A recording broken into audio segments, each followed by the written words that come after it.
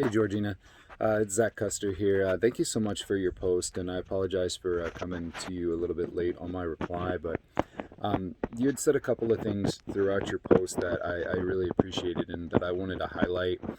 First off, I just, you concreted it when you said that everyone needs motivation. Everyone, in order to attain something or to succeed at something, that you need some sort of motivation in order to do that. And when it comes to addictions, I think it's even more so, just because you have this inability to really get through or get past, a barrier, whether that might be an iceberg when it comes to thoughts, or whether it might be, some sort of thought trap.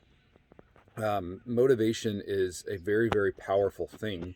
And not only that, but it's also something that motivation doesn't just offensively help you, but it also defensively helps you combat the thoughts that come in to oppose whatever actions or thoughts that you're using to help you move forward. Motivation helps you prevent any type of digression as well. Something that you also talked about was the recognition of co-occurring disorders or issues.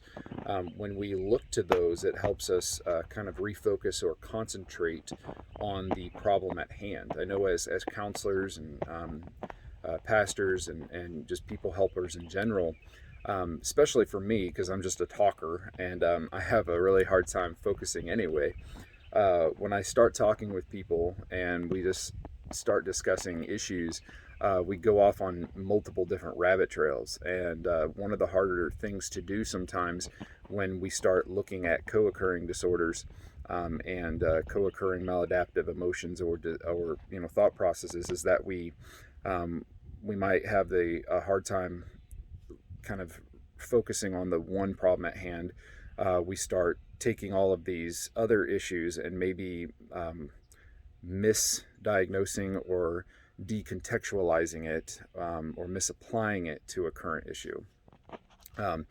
Recognizing co-occurrent disorders for me was something I had to learn, that not everything is connected.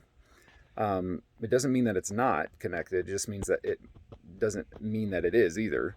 And so when I recognize co-occurring problems, it helps me to kind of go back and analyze and, generate possible connections. And then if it just doesn't add up, then I can really deliberately and analytically come at the situation with a little bit of patience and a little bit of a scientific approach to not connecting things that aren't connected, because that puts me in a world of hurt and doesn't go well for me or the client when I start trying to help them with something that isn't really connected. So I hope that makes sense. I don't know, made sense to my mind, but my mind is one of a kind. So thank you so much for your thoughts, Georgina, and I pray a blessing over you today, and thank you for a wonderful post. God bless.